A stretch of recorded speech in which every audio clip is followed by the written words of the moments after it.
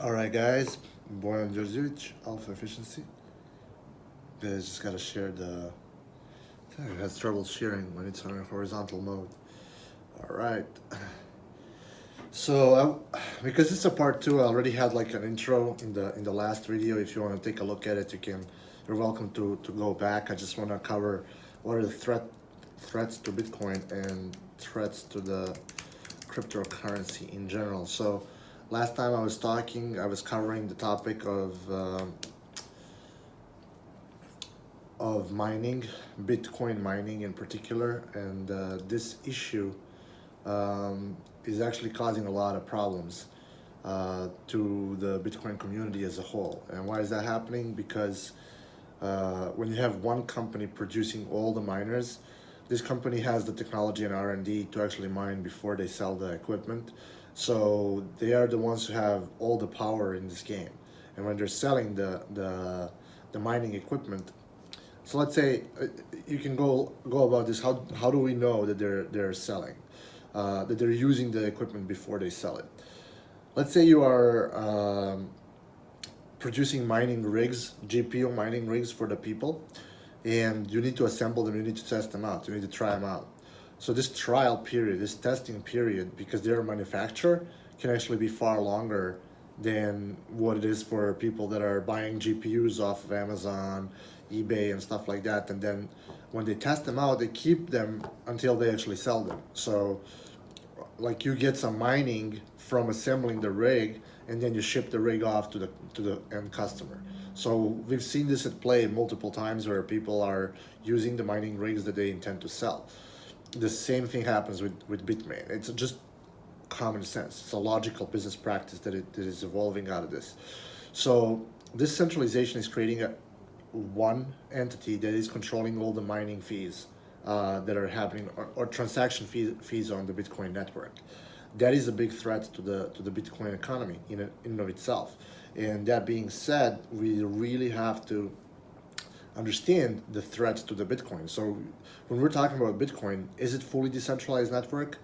Maybe it's partially decentralized for sure, but it always has that threat of a single entity um, having a network taken over as a means of control. So Bitcoin is essentially becoming like a Bank of China, central bank of China, and the main actor is Bitmain.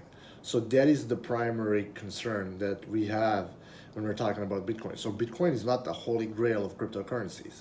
I'm not saying that I'm not bullish on Bitcoin. I still think it's a dominant cryptocurrency and one that has the highest trust factor because Bitcoin network never got hacked, never had any issues of that sort, except maybe there was like a one hard fork at the beginning when some Bitcoin got stolen, but it was like very early stages. There was no hard fork like Ethereum DAO hack hard fork that happened in any point of the history of the Bitcoin later. So we know there's some possibilities of how Bitcoin can get jeopardized and how all this mining equipment can introduce centralization that is coming from the old world, because the centralization is happening primarily uh, uh, uh, um, through the means of production of the cryptocurrency itself in manufacturing, and that's where the centralization of Bitcoin is coming from.